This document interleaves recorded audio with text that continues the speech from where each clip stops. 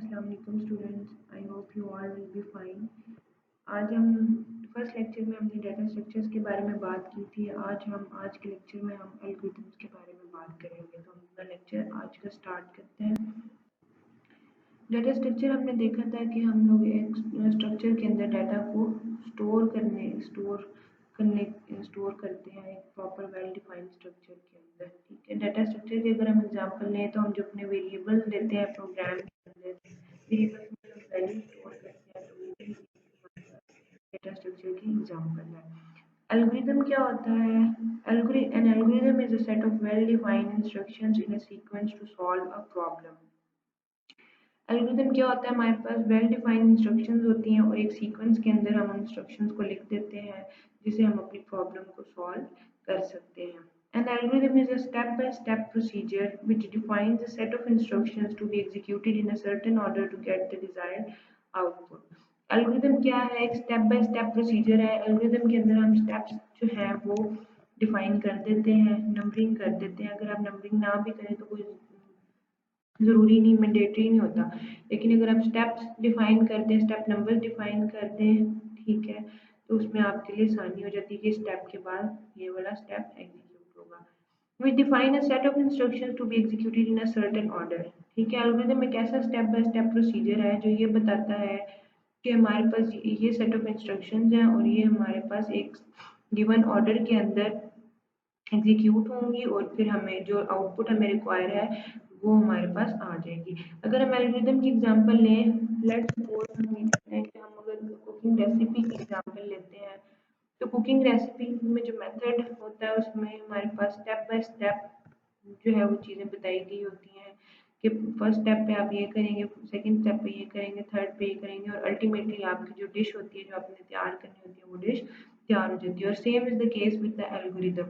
अगर आपने दो नंबर्स को सम करना है तो ज़ाहिर है आप अपने एल्गोरिथम को पहले स्टेप 1 पे स्टार्ट करेंगे, उसके बाद आप अपने वेरिएबल्स डिक्लेयर करेंगे, या अगर आपने यूज़र से इनपुट लेनी है तो आप फिर यूज़र से इनपुट लेंगे और फिर आप रिजल्ट उन वैल्यूज़ को ऐड करेंगे, ऐड का फंक्शन लगाएंगे और फिर आप नेक्स्ट स्टेप में उन वैल्यू एडिशन को, जो आपने वेरिएबल्स की एडिशन की है, उन वेरिएबल्स को आप किसी रिजल्ट के वेरिएबल में स्टोर करेंगे और फिर अल्टीमेटली आप आउटपुट डिस्प्ले कराएंगे और आपका एल्गोरिथम यहाँ पे एंड हो जाएगा। यहाँ पे finite number of steps perform होगा और प्रॉपर सीक्वेंस के अंदर आपका सारा काम हो गया है। तो इस तरह से हम एल्गोरिथम जो है वो लिखते हैं और एल्गोरिथम जो है वो हमारे पास सिंपल इंग्लिश लैंग्वेज के अंदर यूज होता है। Algorithm are generally created independent of underlying language. Algorithm जो है वो हम जेनेरिकली क्रिएट करते हैं, वो किसी लैंग्वेज के ऊपर डिपेंड नहीं करता। ठीक है, an algorithm can be implemented in more than one programming language. आप अपने एल्गोरिथम को जब इम्प्लीमेंट करते हैं आप उसको एक से ज़्यादा प्रोग्रामिंग लैंग्वेज के अंदर भी इम्प्लीमेंट। नेक्स्ट क्या कहते हैं? Term algorithm is used to describe the way data is processed. जो आपकी एल्गोरिथम टर्म है उसको हम यूज करते हैं, वो क्या बताती है कि आपका किस तरीके से आपका डाटा जो है वो प्रोसेस होगा। To develop a program of an algorithm, we should select an appropriate data structure for that algorithm. Therefore, program is represented as algorithm plus data structure is equal to program. अगर हमने किसी algorithm से कोई programme बनाना है तो हमें उसके लिए अप्रोप्रिएट डाटा स्ट्रक्चर उस एल्गोरिथम के लिए सिलेक्ट करना पड़ेगा। ठीक है, हम क्या कहते हैं कि प्रोग्राम हमारा किन दो चीज़ों से मिलके बनता है, किन दो चीज़ों का कॉम्बिनेशन है, एल्गोरिथम और डाटा स्ट्रक्चर मिलके एक प्रोग्राम बनाते हैं।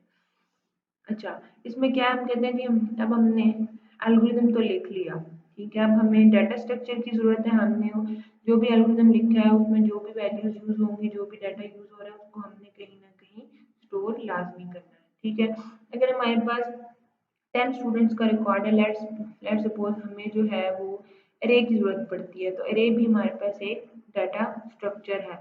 अरे के पहले अरे अगर हम यूज़ करते हैं तो हम अरे की डाटा टाइप देते हैं कि ये इंटीजर टाइप की अरे है, इसमें फ्लोटिंग वैल्यूज़ हैं, इंटीजर वैल्यूज़ हैं, ये स्ट्रिंग वैल्यूज़ हैं, कौन सी वैल्यूज़ हैं। ठीक है, फिर हम अरे का नाम दे देते हैं, प्रॉपर एक फॉर्मेट है डाटा स्ट्रक्चर का, और फिर हम साइज दे देते हैं कि हमने कितनी वैल्यूज़ एक्सेस करनी है। ठीक है, ये हमारे पास हम फिर अपने प्रोग्राम के लिहाज से, अपने एल्गोरिथम के लिहाज से प्रॉपर डाटा स्ट्रक्चर सेलेक्ट करते हैं। ठीक है, और फिर हम कोई लैंग्वेज यूज़ करते हुए एल्गोरिदम डाटा स्ट्रक्चर बेसिकली क्या है कि आप किसी प्रॉपर लैंग्वेज के अंदर C++, जावा या किसी लैंग्वेज के अंदर अपने एल्गोरिदम को ट्रांसफॉर्म कर लेते हैं, तो ये हमारे पास एक प्रोग्राम या कोड बन जाता है। ठीक है, तो आपने पहले एक प्रॉब्लम ली, उसका एल्गोरिदम लिखा, सिंपल इंग्लिश वर्ड में लिखा, स्टेप्स में लिखा, उन स्टेप्स को आपने एक प्रॉपर डाटा स्ट्रक्चर के अंदर कन्वर्ट कर दिया और फिर आपका अल्टीमेटली क्या बन गया, कोड, जो कि आप किसी भी जो सॉफ्टवेयर है जैसे डेव C++ है, ठीक है, आप किसी भी उसके ऊपर रन करके आउटपुट ले सकते हैं। You know that in algorithm is a step by step procedure to solve a particular function. ये बात हमें बड़ी अच्छी तरह पता है कि एल्गोरिथम जो है वो एक स्टेप बाय स्टेप प्रोसीजर है जिसके जिसके जरिए से हम एक पर्टिकुलर फंक्शन को भी सॉल्व कर सकते हैं। उसके बाद क्या कहते हैं जी, difference between data structure and algorithm. अब यहाँ पे ये जानने की बहुत ज़रूरत है कि डाटा स्ट्रक्चर और एल्गोरिदम में डिफरेंस क्या है। प्रोग्रामिंग क्या है? Programming is all about data structure and algorithm. Programming क्या है? Programming is all about data structure and algorithm. Programming क्या है? प्रोग्रामिंग में हमारे पास डाटा स्ट्रक्चर और एल्गोरिदम दोनों बहुत ज़्यादा इम्पोर्टेंट है और दोनों ही यूज़ किए जाते हैं। इनके बगैर हम प्रोग्रामिंग नहीं कर सकते। Data structure are used to hold data while algorithms are used to solve the problem using that data. Data structures किस लिए यूज किए जाते हैं? मैंने पहले बात की है कि डाटा को जब हमने स्टोर करना है या कहीं डाटा को किसी जगह पे स्टोर करना है तो उसके लिए हम प्रॉपर डाटा स्ट्रक्चर यूज करते हैं, जबकि एल्गोरिदम जो है वो इसी डाटा को यूज करते हुए प्रॉब्लम को सॉल्व करने में मदद देते हैं। Data structure is the way you define a certain object in a programmed language. Data structure क्या है? एक ऐसा तरीका है जिसमें हम किसी भी ऑब्जेक्ट को एक प्रोग्रामिंग लैंग्वेज के अंदर इजीली डिफाइन कर सकते हैं। If you define a data structure for a contact list, अगर हम यहाँ पे एग्जांपल लें, हम कहते हैं जी कि अगर हम एक डाटा स्ट्रक्चर लेते हैं कि कॉन्टैक्ट लिस्ट हमने जनरेट करनी है, ठीक है, you would have members of that data structure, ठीक है, और अब हमने एक डाटा स्ट्रक्चर ले लिया जी कॉन्टैक्ट का कि हमने हमने जो है वो कॉन्टैक्ट क्रिएट करने हैं कॉन्टैक्ट लिस्ट के अंदर, कॉन्टैक्ट लिस्ट बनानी है जिसमें हमने हमारे पास टेलीफोन नंबर्स होंगे, ठीक है। ज़ाहिर है अगर आप डाटा स्ट्रक्चर यूज़ करेंगे तो उसमें हम फिर ये देखेंगे कि उस कॉन्टैक्ट लिस्ट के अंदर उसके मेंबर्स क्या होंगे। अगर हम प्रोग्रामिंग के लिहाज से बात करें तो उसमें जो कॉन्टैक्ट लिस्ट है, जिस बंदे का कॉन्टैक्ट नंबर होगा उसका नाम भी होगा। अगर हमने किसी कंपनी का लेना है तो उस कंपनी का नाम होगा, एड्रेस कंपनी का एड्रेस होगा या उस बंदे का एड्रेस होगा, फिर आपका फ़ोन नंबर होगा, ठीक है। कॉन्टैक्ट लिस्ट के अंदर ये चार चीज़ें उसकी डाटा स्ट्रक्चर अगर हम यूज़ करेंगे तो वो उसकी चार चीज़ें मेंबर बन जाएंगी कि नेम होगा, ठीक है, कॉन्टैक्ट या कॉन्टैक्ट लिस्ट के नाम से एक आपका स्ट्रक्चर क्रिएट हो गया, इसमें आपके पास नाम आ गया, कंपनी आ गई, एड्रेस आ गया, फ़ोन नंबर आ गया, ठीक है। अगर बंदे एक आदमी के लिए ले रहे हैं तो उस आदमी का नाम, किस कंपनी में काम करता है, उसका एड्रेस क्या और उसका फ़ोन नंबर, इधर पर्सनल या कंपनी नंबर, ठीक है।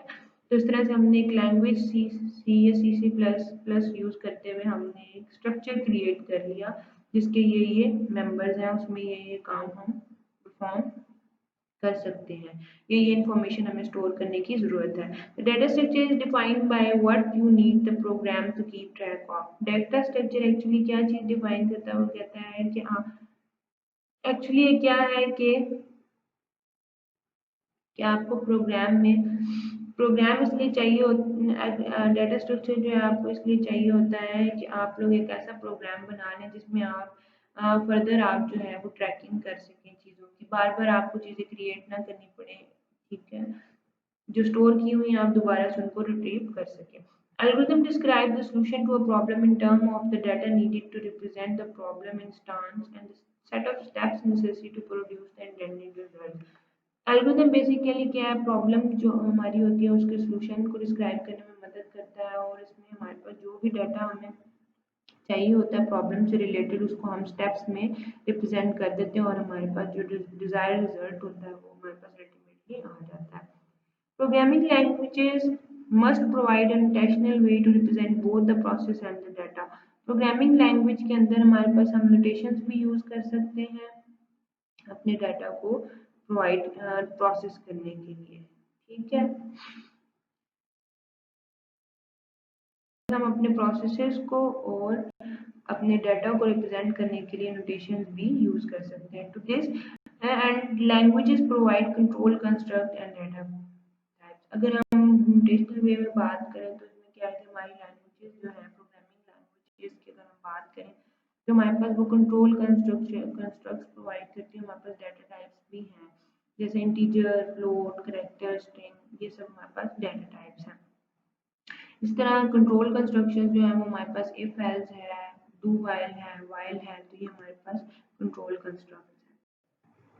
अच्छा, उसके बाद बात करते हैं कि हमारे पास गुड एल्गोरिदम जो है उसकी क्या कैरेक्टरिस्टिक्स, क्या खसूसियात हो सकती हैं। Not all procedures can be called an algorithm. हम जितने भी तमाम प्रोसीजर्स हैं उनको सिर्फ हम उनको एल्गोरिदम नहीं कहते। An algorithm should have the following characteristics. Algorithm की अपनी अपनी खसूसियात होती हैं। Algorithm should be an unambiguous. आपका एल्गोरिदम जो है वो अनएम्बिगुअस होना चाहिए। Algorithm should be clear and unambiguous. Each of its steps और phases and their inputs outputs should be clear and must lead to only one meaning. Unambiguous का मतलब क्या है कि आपके एल्गोरिदम के अंदर कोई भी एम्बिग्विटी नहीं होनी चाहिए। आपका एल्गोरिदम हर लिहाज से क्लियर होना चाहिए। उसके जितने भी स्टेप्स हैं, ये जितने फेजेस हैं और ये जितनी भी इनपुट्स या आउटपुट्स हैं वो बहुत ज़्यादा क्लियर होनी चाहिए और उनका एक कोई ना कोई मीनिंग होना चाहिए। ठीक है, ये ना हो कि आपने जो चीज़ें जो है वो इतनी अनएम्बिगुअस रखी हों कि चीज़ों में इतनी एम्बिग्विटी हो कि वो समझ ही ना आ रही हो कि स्टेप के बाद कौन सा स्टेप है और ये वैल्यू जो है वो कहाँ पे स्टोर होनी है और क्या इनपुट इस एल्गोरिदम की आनी है। तो ये सारी चीज़ें क्लियर होनी चाहिए। Input N algorithm should have zero और मोर वेल डिफाइंड इनपुट्स। एक एल्गोरिदम की जीरो ये है, या तो कोई इनपुट नहीं हो सकती या एक से ज़्यादा इनपुट हो सकती है। ठीक है, output N algorithm should have one और मोर वेल डिफाइंड आउटपुट। एक एल्गोरिदम की एक या एक से ज़्यादा आउटपुट्स हो सकती हैं, लेकिन जो आउटपुट हो वो आपके डिज़ायर्ड रिजल्ट के साथ मैच करनी चाहिए। जो आपको आउटपुट रिक्वायर्ड है वही आउटपुट आपका एल्गोरिदम प्रोड्यूस करे। ये ना हो कि आपका एल्गोरिदम ही गलत डिज़ाइन हो और वो आउटपुट ही ना दे रहा हो जो आपको रिक्वायर है। फिनाइटनेस बहुत इंपॉर्टेंट पॉइंट है। Algorithm must terminate after a finite number of steps. आपका एल्गोरिदम जो है वो फिनाइट होना चाहिए और उसमें लिमिटेड नंबर ऑफ स्टेप्स होने चाहिए, ना हो कि इनफिनाइटनेस पे जा रहा हो। ठीक है, तो आपके एल्गोरिदम को must finite number of point steps में जो है वो खत्म हो जाना चाहिए, एंड हो जाना चाहिए, उसकी एग्जीक्यूशन स्टॉप हो जानी चाहिए। Feasibility should be feasible with the available resources. आपके एल्गोरिदम जो भी आपके रिसोर्सेज हैं उसके साथ फिजिबल होना चाहिए। जो भी सॉफ्टवेयर आपने रन करना है या जिस कंप्यूटर के आपने रन करना है तो वो सारे उसके लिहाज से फिजिबल होना चाहिए। Independent an algorithm should have step-by-step directions which should be independent of any programming code। ठीक है, आपका एल्गोरिदम जो है वो स्टेप बाय स्टेप डायरेक्शंस देता है।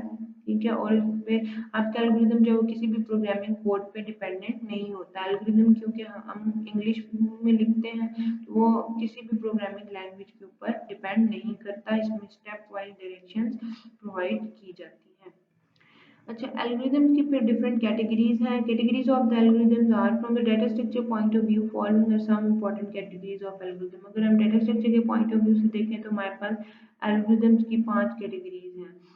सर्चिंग एल्गोरिदम होते हैं, सॉर्टिंग एल्गोरिदम होते हैं, इंसर्टिंग एल्गोरिदम होते हैं, इंसर्शन के एल्गोरिदम होते हैं, अपडेशन एल्गोरिदम के थ्रू हम अपडेशन कर सकते हैं, किसी भी डाटा स्ट्रक्चर के अंदर डिलीशन कर सकते हैं। ठीक है, अगर हम data structure point of view से देखें तो हम किसी भी डाटा स्ट्रक्चर के अंदर किसी भी आइटम को सर्च का एल्गोरिदम यूज करते हुए आइटम को सर्च कर सकते हैं। सॉर्टिंग का अगर देखें तो हम सॉर्टिंग एल्गोरिदम यूज करते हैं अगर हमने किसी भी डाटा स्ट्रक्चर के अंदर कोई एलिमेंट जो है वो सॉर्ट करना है। ठीक है, इंसर्ट क्या है? इंसर्ट एल्गोरिदम क्या है कि किसी भी डाटा स्ट्रक्चर के अंदर अगर हमने कोई न्यू एलिमेंट ऐड करना है, इंसर्ट करना है, तो हम इंसर्शन के थ्रू वो भी काम कर सकते हैं। इसी तरह हमने किसी डाटा स्ट्रक्चर के अंदर कोई एग्जिस्टिंग वैल्यू है, उसी वैल्यू को हमने अपडेट करना है तो उसमें हम अपडेशन जो है वो यूज कर सकते हैं। इसी तरह डिलीट है एल्गोरिदम में, अगर हमने किसी डाटा स्ट्रक्चर के अंदर कोई एलिमेंट ऐसा पड़ा जिसकी हमें ज़रूरत नहीं है तो उसको हमने डिलीट करना है तो हम डिलीशन के थ्रू परफॉर्म कर सकते हैं। बात कहते हैं कि हम एल्गोरिदम जो है वो लिखते कैसे हैं। There are no well defined standards for writing algorithm. हमारे पास कोई वेल डिफाइंड स्टैंडर्ड नहीं है एल्गोरिदम को प्रॉपरली लिखने के। Rather it is problem and resource dependent. सिवाय इसके कि ये प्रॉब्लम को जो है वो डिफाइन कर रहा हो और रिसोर्स डिपेंडेंट हो, जितने भी सोर्सेज हैं इसके वो एल्गोरिदम के लिए हमें पता होने चाहिए। ठीक है, algorithms are never written to support a particular programming code. Algorithm जो है वो आप कभी भी किसी पर्टिकुलर प्रोग्रामिंग कोड के लिहाज से नहीं लिखेंगे, ना ही हमारे एल्गोरिदम जो है वो किसी प्रोग्रामिंग कोड को, स्पेसिफिक प्रोग्रामिंग लैंग्वेज को सपोर्ट करते हैं। As we know that all programming languages share basic code constructs। जैसे कि हमें ये बात पता है कि जितनी भी हमारी प्रोग्रामिंग लैंग्वेजेस हैं सबका एक बेसिक कंस्ट्रक्ट है। ठीक है, अगर हम C++ या जावा को देखें तो इसमें हमारे पास लूप्स भी यूज होते हैं, फ्लो कंट्रोल इफ एल्स भी होते हैं। ठीक है, लूप्स हमारे पास डू फॉर वाइल ये सब लैंग्वेजेस के अंदर है। फ्लो कंट्रोल इफ एल्स वगैरह भी हमारे पास यूज होते हैं। These common construct can be use to write an algorithm. और अगर हम ये जो कॉमन कंस्ट्रक्ट हैं इनको भी अगर हम अपने एल्गोरिथम में सिंपल इंग्लिश के साथ यूज करना चाहें तो हम यूज करके अपना एल्गोरिथम लिख सकते हैं। We write algorithm in a step by step manner। ये मस्ट है कि हमने अपना एल्गोरिथम जो है वो स्टेप बाय स्टेप मैनर में लिखना है, स्टेप वाइज लिखना है। But it is not always the case. लेकिन हमेशा ये नहीं है, लाजमी नहीं है कि आप हमेशा यही काम करें। Algorithm writing is a process and is executed after the problem domain is well defined। Algorithm जो है वो एक ऐसा राइटिंग प्रोसेस है जिसको हम जब हमें प्रॉब्लम डोमेन पता चल जाती है तो हम प्रॉब्लम डोमेन को जब अच्छी तरह डिफाइन कर लेते हैं तो हम उसको एग्जीक्यूट भी कर सकते हैं। That is we should know the problem domain for which we are designing a solution. लेकिन इससे पहले ये है कि एल्गोरिथम डिजाइन करने से पहले या एल्गोरिथम लिखने से पहले हमें अपनी प्रॉब्लम डोमेन का पता होना जरूरी है। ठीक है, इसमें क्या है कि एल्गोरिथम ये जो बात कर रहे हैं कि हमारे पास एक ऐसा एक प्रोसेस है।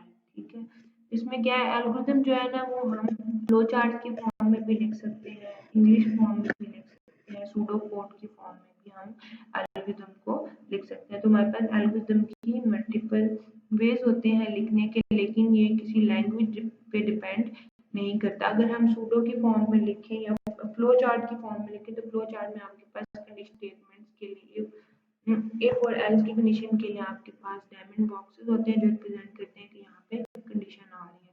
डिफरेंट एल्गोरिथम की अगर हम बात करें, प्रोग्रामिंग इंडिपेंडेंट की बात करें तो एल्गोरिथम को हम सूडो कोड फॉर्म में या फ्लो चार्ट कर सकते हैं। Solution of problem using algorithm, अगर हम बात करें कि हमारे पास प्रॉब्लम है और उसका सोल्यूशन है तो एक प्रॉब्लम के मल्टीपल सोल्यूशंस होते हैं। इसी तरह अगर हम एल्गोरिथम्स की बात करें तो एक प्रॉब्लम के लिए मल्टीपल तरीके से एल्गोरिथम्स लिखे जा सकते हैं या मल्टीपल एल्गोरिथम्स लिखे जा सकते हैं और मल्टीपल तरीके से लिखे जा सकते हैं। वो design an algorithm to get a solution of a given problem. हम जो है वो किसी गिवन प्रॉब्लम के लिए एल्गोरिथम को डिजाइन करते हैं। Problem can be solve in more than one way. एक प्रॉब्लम जो है वो एक से ज्यादा वेज में सॉल्व हो सकती है। ठीक है, यहाँ पे डायग्राम में भी दिखाया था कि हमारे पास एक प्रॉब्लम और उसको हमने उसके 4 सॉल्यूशंस जो है वो प्रोवाइड किए हुए हैं कि अगर आप इस प्रॉब्लम को इस तरीके से सॉल्व करना चाहते हैं तो इस तरीके से कर लें, इस तरीके से करना चाहते हैं प्रॉब्लम के मल्टीपल सॉल्यूशन हो सकते हैं। यहाँ पे हमने छोटी सी एक एग्जांपल ली है कि प्रॉब्लम हमारे पास क्या है, design an algorithm to add 2 numbers and display the result. हमने यहाँ पर अपनी प्रॉब्लम ये ली है कि आप एक एल्गोरिथम ऐसा डिजाइन करें जो 2 नंबर्स को ऐड करता हो और फिर उनका रिजल्ट डिस्प्ले करे। अब एक एल्गोरिथम ये है, एक तरीका ये है। स्टेप 1 पे क्या करते हैं जी, एल्गोरिथम स्टार्ट हुआ। स्टेप 2 पे उसने क्या किया, उसने थ्री इंटीजर्स को डिक्लेयर कर दिया। स्टेप 3 पे उसने क्या किया, ए एंड बी की वैल्यूज को डिफाइन कर दिया। स्टेप 4 पे ए और बी की वैल्यूज को ऐड कर दिया। स्टेप 5 पे उसने क्या किया, उसने आउटपुट जो स्टेप 4 की आई थी उसको सी में स्टोर करा दिया और फिर उसने स्टेप 6 पे वैल्यू जो सी के अंदर आई वो प्रिंट करवा दी। और स्टेप 7 पे आपका फिनाइट स्टेप्स है इस एल्गोरिथम के अंदर, आपका एल्गोरिथम स्टॉप हो गया। एक तो तरीका हमारे पास ये। नेक्स्ट है जी, हम कहते हैं कि अगर हम जो सेम एग्जांपल हमने पीछे ली है अगर हम उसको प्रोग्रामिंग लैंग्वेज की फॉर्म में लिखें, C++ की फॉर्म में लिखें तो हम इस तरह से अपने 3 नंबर्स हमने इंटीजर वेरिएबल्स हैं, तीनों को डाटा टाइप दे के हमने डिक्लेयर कर दिया। उसके बाद हमने यूजर से 2 नंबर इनपुट ले ली और फिर हमने दोनों नंबर का सम लेके एक थर्ड वेरिएबल में स्टोर करा दिया और इसी तरह से फिर हमने आउटपुट शो करा दी। ठीक हो गया। तो ये एक सिंपल रिप्रेजेंटेशन है। हम इस तरह से के अंदर भी अपने एल्गोरिदम को रिप्रेजेंट कर सकते हैं। उसके बाद अगर हम कंपैरिजन करें algorithm versus code using C++, तो हम क्या करते हैं, हम एक और प्रॉब्लम ले लेते हैं कि हमने किसी एक नंबर n का फैक्टोरियल फाइंड आउट करना है। ठीक है, तो हमने क्या किया, हमने इनिशियलाइज कर दिया फैक्ट को 1 से। अब हम सिर्फ सिंपल एल्गोरिदम लिख रहे हैं और हम इसमें कंडीशनल कंस्ट्रक्ट्स जो है वो यूज कर रहे हैं। हम अपने फॉर लूप्स यूज करें। For every value v in range 1 to n multiply the fact by v, fact contains the factorial of n। ये हमारा टोटल जो है वो फैक्टोरियल का एल्गोरिदम है। Here the algorithm is written in English। अगर हम इस above एल्गोरिदम को देखें तो ये इंग्लिश में लिखा गया है। If it was written in a programming language we would call it to code। तो अगर हम ये प्रोग्रामिंग लैंग्वेज में इसी सेम एल्गोरिदम को लिखेंगे तो हम इसको कोड कहेंगे। जब हमने इसको इंग्लिश में लिखा तो हमने इसको एल्गोरिदम कहा और जब हम इसको प्रोग्रामिंग लैंग्वेज में लिखेंगे तो हम इसको कोड कहेंगे।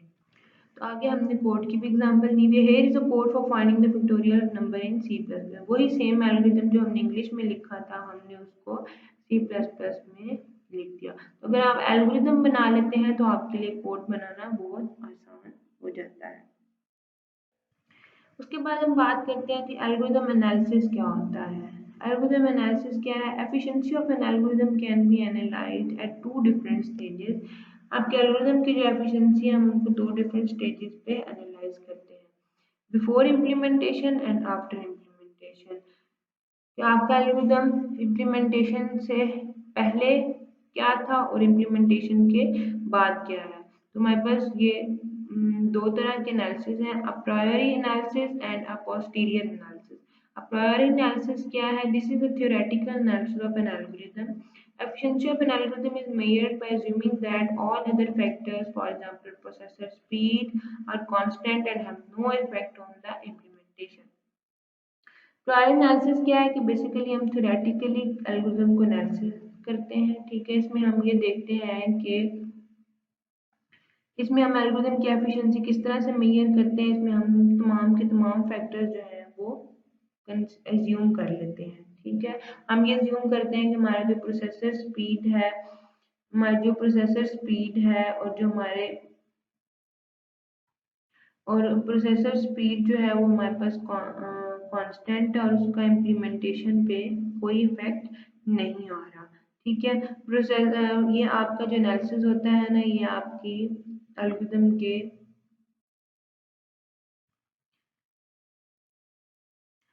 प्रायोरी एनालिसिस जैसे कि हमने बात की कि अभी हमारा एल्गोरिदम जो है वो इम्प्लीमेंट नहीं हुआ, हम सिर्फ उसकी जो स्टेटमेंट्स होती हैं उनको देखते हैं कि इसमें कितने वेरिएबल्स यूज हो रहे हैं और ये स्टेटमेंट कितना टाइम लेगी रन होने के लिए। सिर्फ हम एल्गोरिदम को किसी लैंग्वेज में इम्प्लीमेंट करने से, C++ लैंग्वेज या C लैंग्वेज या जावा लैंग्वेज में इम्प्लीमेंट करने से पहले देखते हैं कि आपका एल्गोरिदम कैसे एफिशिएंट होगा। ठीक है, तो उसमें हम तमाम फैक्टर जो है वो उनको ये ज्यूम कर लेते हैं। जैसे हमारे पास लेट्स सपोज प्रोसेसर स्पीड है तो हम ये कहते हैं कि वो कांस्टेंट है और इसका इम्प्लीमेंटेशन के ऊपर कोई इफेक्ट नहीं होता। एल्गोरिदम एनालिसिस कैसे करते हैं वो इंशाल्लाह हम नेक्स्ट लेक्चर्स में देखेंगे।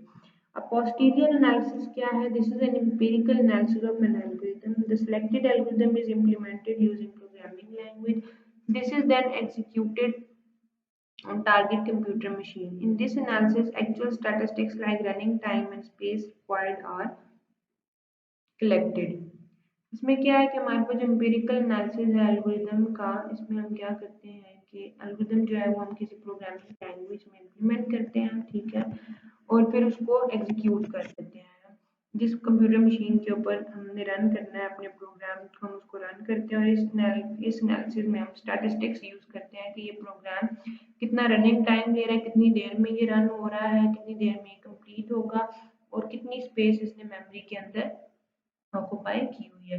तो ये हमारे पास पोस्टीरियर एनालिसिस है जो इम्प्लीमेंटेशन के बाद हम एल्गोरिदम को एनालाइज करते हैं जब हम उसको किसी प्रोग्रामिंग लैंग्वेज के अंदर इम्प्लीमेंट कर देते हैं। The running time of an operation can be defined as the number of computer instructions executed per operation. किसी भी ऑपरेशन का जो रनिंग टाइम होता है वो किस तरह से डिफाइन किया जाता है कि कितने नंबर ऑफ इंस्ट्रक्शन जो है वो एक ऑपरेशन के लिए एग्जीक्यूट हुई है। उसके बाद एल्गोरिथम कॉम्प्लेक्सिटी क्या है जी, एल्गोरिथम कॉम्प्लेक्सिटी क्या है इसको भी देखते हैं। Suppose x is an algorithm and n is the size of input data. ठीक है, हम कहते हैं जी सपोज हमारे पास एक एल्गोरिथम है x और हमारे पास जो इनपुट साइज है वो हमारे पास n है। ठीक है, नंबर ऑफ इनपुट्स जो है वो हमारे पास n नंबर ऑफ इनपुट्स है। The time and space used by the algorithm X are the two main factors. Algorithm complexity के अंदर आपका algorithm कितना टाइम लेगा एग्जीक्यूशन के लिए और मेमोरी के अंदर कितनी स्पेस यूज करेगा, ये आपके दो मेन फैक्टर्स एल्गोरिथम कॉम्प्लेक्सिटी के अंदर आते हैं, जिसकी बेसिस पे हम ये डिसाइड करते हैं कि आपका एल्गोरिथम कितना ज़्यादा एफिशिएंट है। टाइम और स्पेस की बेसिस पे, इन दो फैक्टर्स की बेसिस पे हम ये डिसाइड करते हैं कि आपका एल्गोरिथम कितना एफिशिएंट है। Time factor क्या है? The time is measured by counting the number of key operations such as comparisons in the sorting algorithm. ठीक है, टाइम फैक्टर की हम बात करते हैं तो हम ये कहते हैं कि कितने नंबर ऑफ ऑपरेशन या कंपैरिजन, अगर हम सॉर्टिंग एल्गोरिथम की बात करें तो हम उसमें नंबर ऑफ कंपैरिजन जो है उनको काउंट कर लेते हैं कि कितने नंबर ऑफ ऑपरेशंस हैं और उनके अगेंस्ट कितने नंबर ऑफ कंपैरिजंस हैं। तो इनकी बेसिस पे हम number of comparisons for number of operation, कितने ऑपरेशंस के लिए कितने नंबर ऑफ कंपैरिजंस परफॉर्म हो रहे हैं तो हम उनको काउंट करते हैं। तो उसमें हमारे पास टाइम मेजर हो जाता है कि कितना टाइम आपका एल्गोरिथम ले रहा है। स्पेस फैक्टर क्या है? Space is measured by counting the maximum memory space required by the algorithm. Space क्या है कि हम लोग मैक्सिमम मेमोरी आपका एल्गोरिथम कितनी लेता है, ये आपका जो आपकी स्पेस होती है। स्पेस बेसिकली जो आपके वेरिएबल्स होते हैं जो वैल्यू स्टोर कर रहे होते हैं उनकी बेसिस पे आपके एल्गोरिथम की स्पेस मेजर होती है। और जो टाइम फैक्टर है उसमें लेट्स सपोज आपने फॉर की लूप लगाई हुई है 1 से 10 तक। ठीक है, तो इसके अंदर जितनी भी इस फॉर लूप के अंदर लेट्स सपोज दो स्टेटमेंट्स और ये फॉर लूप 10 तक चलेगी, तो ये फॉर लूप का जो ऑपरेशन है ये हमारे पास जितने नंबर ऑफ टाइम परफॉर्म होगा, जितने नंबर ऑफ टाइम इसके इंटरनल स्टेटमेंट चलेंगे और जितने नंबर ऑफ टाइम ये फॉर के कंपैरिजन परफॉर्म होंगे जब तक वो फॉल्स नहीं हो जाता, तो ये हमारे पास टाइम काउंट होगा कि इतने टाइम ये एल्गोरिथम, इतना टाइम इस एल्गोरिथम ने रन होने में लिया है। और स्पेस जो होगी हमारे पास जितने नंबर ऑफ वेरिएबल्स हैं जो भी आपने इनिशियलाइज किए होंगे, जितने नंबर ऑफ वेरिएबल्स आपने यूज किए होंगे, ये आपके एल्गोरिथम की बेसिकली स्पेस को रिप्रेजेंट करता है कि आपका एल्गोरिथम इतनी स्पेस मेमोरी में ले रहा है। The complexity of an algorithm f of n function of n gives the running time and or the storage space required by the algorithm in terms of n and size of input data। आपके algorithm की जो complexity है वो हम f of n से represent करते हैं, जिसमें क्या है कि हमारा रनिंग टाइम या स्टोरेज स्पेस जो है जो भी एल्गोरिथम को रिक्वायर होती है, क्योंकि वो हमारे पास जो भी आप इनपुट डाटा, जो भी डाटा इनपुट दे रहे होते हैं उसके साइज पे बेस कर रही होती है। ठीक है, तो आपके एल्गोरिथम की जो भी कम्प्लेक्सिटी आपने जब फाइंड करनी है रनिंग टाइम या स्टोरेज स्पेस की बेसिस पे, तो हमारे पास वो किसके ऊपर बिलोंग करती है, वो n के ऊपर बेस करती है जो आपका इनपुट साइज है। ठीक है, तो f of n means function of n, ये हमारे पास जो कम्प्लेक्सिटी है ये फंक्शन जो है वो टोटली इनपुट साइज पे डिपेंड करता है। ठीक है, किसी भी एल्गोरिथम की जो कम्प्लेक्सिटी है वो आपकी हमेशा जो आपके इनपुट डाटा का जो साइज होगा होती है। स्पेस कॉम्प्लेक्सिटी क्या है? Space complexity of an algorithm represents the amount of memory space required by the algorithm in its life cycle. The space required by an algorithm is equal to the sum of the following two components. Space complexity क्या है कि जितनी जितनी memory space आपका algorithm ले रहा है अपने पूरे कंप्लीशन साइकिल के अंदर, ठीक है, और जो स्पेस आपके एल्गोरिथम को रिक्वायर है उसमें हमारे पास दो कंपोनेंट्स इन्वॉल्व होते हैं, एक तो फिक्स्ड पार्ट होता है और दूसरा वेरिएबल पार्ट होता है। फिक्स्ड पार्ट क्या है? Space required to store certain data and variable that are independent of the size of the problem, for example simple variables and constants use program size. Fix part क्या है? ऐसे variables या ऐसा data जिसमें कोई भी चेंज नहीं आना, ठीक है, वो कॉन्स्टेंट, उसमें हमारे पास ऐसे वेरिएबल्स आते हैं जो सिंपल जस्ट वेरिएबल्स हैं, और या हमारे पास वो कांस्टेंट वेरिएबल है जिनकी वैल्यूज में कोई चेंज नहीं आएगा, वो हमारे पास फिक्स्ड पार्ट के अंदर आते हैं, ठीक है। वेरिएबल पार्ट क्या है? स्पेस, वो भी जाहिर है कि जो आपके कांस्टेंट वेरिएबल्स होते हैं, सिंपल वेरिएबल्स होते हैं, वो भी आपके स्पेस ले रहे होते हैं। वेरिएबल पार्ट क्या है? Space required by variables whose size depend on the size of the problem। Fix part में जो वेरिएबल्स होते हैं उनका प्रोग्राम प्रॉब्लम के साइज से कोई लेना देना नहीं होता कि जितनी इनपुट आएगी उस हिसाब से वेरिएबल का साइज इंक्रीज हो जाएगा, नहीं। वेरिएबल पार्ट में क्या है कि आपके पास जो भी वेरिएबल यूज हो रहे होते हैं उनका साइज आपके प्रॉब्लम के साइज पे डिपेंड करता है। जैसे कि डायनेमिक मेमोरी एलोकेशन, जब हम रन टाइम पे मेमोरी एलोकेट कर रहे होते हैं तो हमारे पास ये भी के अंदर आता है, तो उस हिसाब से कॉम्प्लेक्सिटी काउंट होती है। Space complexity SP of any algorithm P, ठीक है। Space S mean space complexity किसी भी एल्गोरिदम P की क्या कहलाएगी? SP इज इक्वल टू, जैसे मैंने बताया, fix part plus variable part. तो फिक्स पार्ट क्या है? कांस्टेंट है C, ठीक है, plus SP space complexity, SP mean space complexity, ठीक है, SP space complexity, I mean आपका जो है वो variable part, where C is the constant fix part. इस फॉर्मूले के अंदर C जो है हमारा कांस्टेंट फिक्स पार्ट है, और SI जो है हमारे पास एल्गोरिथम का वेरिएबल पार्ट है, जो कि हमारे पास कैरेक्टर I के ऊपर डिपेंड करता है। जिस तरह से I की वैल्यू चेंज होगी, इसी तरह से आपका ये वाले फंक्शन की वैल्यू भी, स्पेस कॉम्प्लेक्सिटी भी इंक्रीज होती जाएगी। अब हम सिंपल एक एग्जांपल से देख लेते हैं कि कैलकुलेट कैसे होगी। एक एल्गोरिथम दिया हुआ है सम ए बी, दो वेरिएबल्स का सम है। स्टेप 1 है start, step 2 a plus b plus 10, और इसको c के अंदर स्टोर कर दिया। स्टेप 3 पे आपका एल्गोरिथम स्टॉप हो गया। Here we have three variables a, b and c। इसमें हमारे पास तीन वेरिएबल्स यूज हो रहे हैं, a, b और c, और एक कांस्टेंट वैल्यू यूज हो रही है, ठीक है। Hence SP, अगर हम स्पेस कॉम्प्लेक्सिटी पी एल्गोरिथम की देखें तो इसमें क्या है, यहाँ पर C जो कि हमारे पास कांस्टेंट है, 10 वैल्यू जो हमारे पास एक कांस्टेंट यूज हो रहा है 1, प्लस हमारे पास वेरिएबल्स कितने यूज हो रहे हैं? 3 वेरिएबल्स यूज हो रहे हैं, A, B और C, 1 प्लस 3। तो स्पेस कॉम्प्लेक्सिटी अगर हम इस एल्गोरिथम की देखें तो 4 आ रही है। Now space depends on data types of given variables and constant types and it will be multiplied accordingly, ठीक है। स्पेस जो है हमारे पास डिपेंड करती है जो भी हमारे पास वेरिएबल्स की डाटा टाइप्स यूज हो रही होती हैं, या अगर वो कांस्टेंट टाइप के हैं तो उनको हम फिर उसी तरह से अकॉर्डिंगली कांस्टेंट वैल्यू से मल्टीप्लाई कर देते हैं। टाइम कॉम्प्लेक्सिटी क्या है? Time complexity of an algorithm represents the amount of time required by an algorithm to run to completion.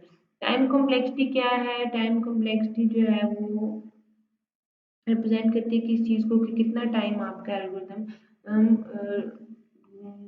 Run हो रहा है तो वो कंप्लीट होने में लगाएगा, ठीक है। रनिंग एल्गोरिथम की कंप्लीशन में जो टाइम लगता है वो आपकी टाइम कॉम्प्लेक्सिटी होती है। Time requirement can be define as numerical function. Time requirement अगर हम कहें तो हम उसको न्यूमेरिकल फंक्शन लेते हैं, जैसे t of n, where tn can be measured as the number of steps। अब t for time and n means जितने number of steps perform होंगे, provided each step consumes constant time। इसमें यह है कि जितने भी number of steps perform होंगे इसमें हर step को हम लेंगे कि ये constant time में रन हो रहा है। अगर हम इसकी एग्जांपल देखें सिंपल वर्ड्स में, addition of 2 n bit integers take n steps. अगर कहते हैं कि हम हमारे पास दो n बिट इंटीजर्स हैं, ठीक है, तो जाहिर है कि अगर n बिट इंटीजर्स हैं तो हमारे पास वो n नंबर ऑफ स्टेप्स लेंगे, ठीक है। उनकी एडिशन अगर हमने करनी है तो वो n नंबर ऑफ स्टेप्स में होगी, क्योंकि हमें उनकी बिट्स जो गिवन है वो n बिट्स गिवन है दो वेरिएबल्स की। Consequently the total computational time, अगर हम कहेंगे हमारे पास टोटल कंप्यूटेशनल टाइम क्या है, तो हमारे पास हम कहेंगे t of n is equal to constant into n, ठीक है, where c is the time taken for the addition of two bits। अब जितने नंबर ऑफ, अब हमारे पास n जो है वो नंबर ऑफ स्टेप्स हैं, ठीक है। इतने नंबर ऑफ स्टेप्स, इतने नंबर ऑफ स्टेप्स में इसकी एडिशन परफॉर्म हो रही है, और जो भी टाइम हम इसकी एडिशन के लिए लेंगे वो हमारे पास एक कांस्टेंट टाइम आएगा, ये किसी एक कांस्टेंट टाइम के अंदर परफॉर्म हो जाएगा। तो इसलिए हम इसको c फॉर कांस्टेंट, कांस्टेंट से इसको मल्टीप्लाई कर देंगे कि इतने इतने नंबर ऑफ स्टेप्स जो है उसके लिए परफॉर्म हो रही है हमारे पास टोटल कंप्यूटेशनल टाइम। उसके बाद हम कहते हैं कि हमारे पास डाटा टाइप्स क्या होती हैं। All data types in all data items in the, जो टाइम कम्प्लेक्सिटी वाली स्लाइड है उस पर कंफ्यूज होने की जरूरत नहीं, इसको हम इंशाल्लाह डिटेल से देखेंगे तो आपको क्लियर हो जाएगा। नेक्स्ट है जी all data type, all data items in the computer are represented as string of binary digits। जितने भी हमारे पास डाटा आइटम्स हैं कंप्यूटर के अंदर उनको हम कहते हैं कि वो हमारे पास बाइनरी फॉर्म में आते हैं, 0 1 की फॉर्म में आते हैं। और जाहिर है कि अगर हमारे पास ज़्यादा बाइनरी डिजिट्स होते हैं तो वो एक एज ए स्ट्रिंग के तौर पे रिप्रेजेंट हो रहे होते हैं, ठीक है।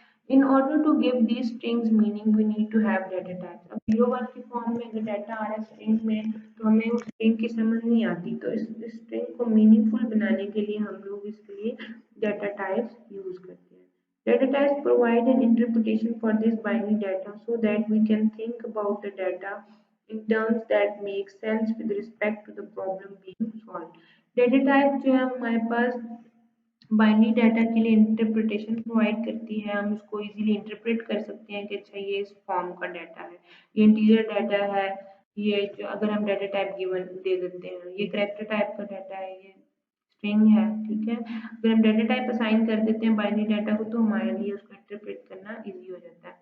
So that we can think about the data in terms that make sense with respect to the problem being solved। इसलिए हमारे लिए आसानी हो जाती है कि हम डाटा को जो है उसकी सेंस को समझ लेते हैं, जिस प्रॉब्लम के लिहाज से सॉल्व कर लेते हैं तो हमारे लिए एक आसानी होती है।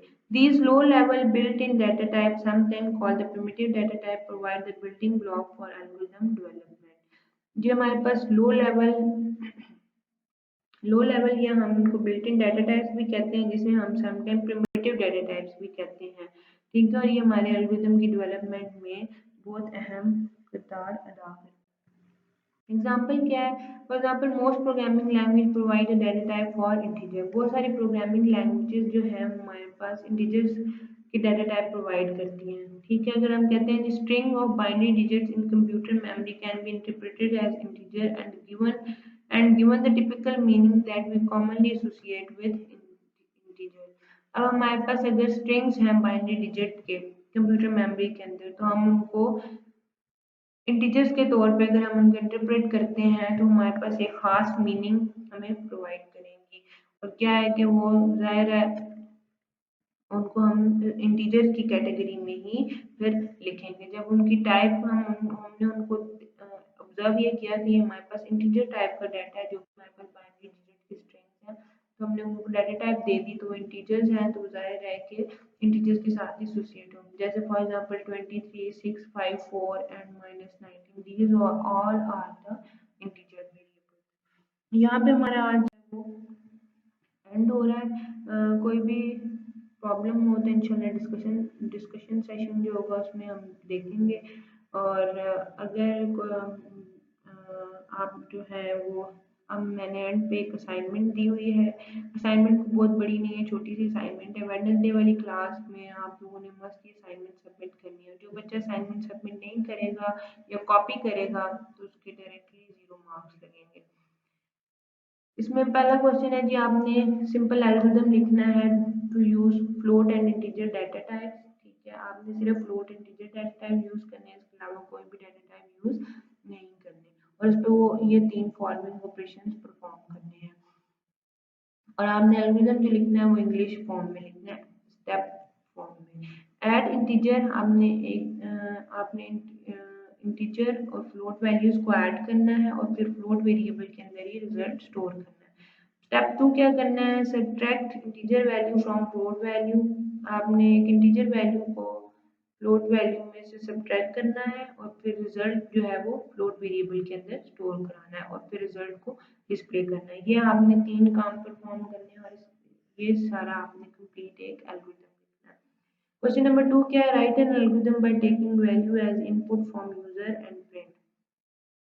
आपने एक एल्गोरिथम लिखना है जिसमें आपने इनपुट जो है वो यूजर से लेनी है और प्रिंट क्या करवाना है कि अगर x ग्रेटर देन 0 है तो वो प्रिंट होगा इट इज पॉजिटिव, अगर x लेस देन 0 है तो प्रिंट होगा इट इज नेगेटिव, अदरवाइज आपके पास 0 प्रिंट होना चाहिए। तो ये सारे एक्टिविटीज आपने, ये सारे प्रोसीजर ऑपरेशन जो है वो आपने अपने एल्गोरिथम के अंदर परफॉर्म कराने और लिखने हैं रिटन फॉर्म में, ठीक है। तो लास्ट डेट है वो इसकी 30 है। आई होप आप लोग लेक्चर जो है वो डिस्कशन सेशन से पहले लेक्चर सुन के आएंगे, जो भी क्यूरीज होंगी अपने पास लिख लें ताकि इजीली हम उनको फिर इजीली मैं उनको क्वेश्चन कर सकूँ। Thank you so much.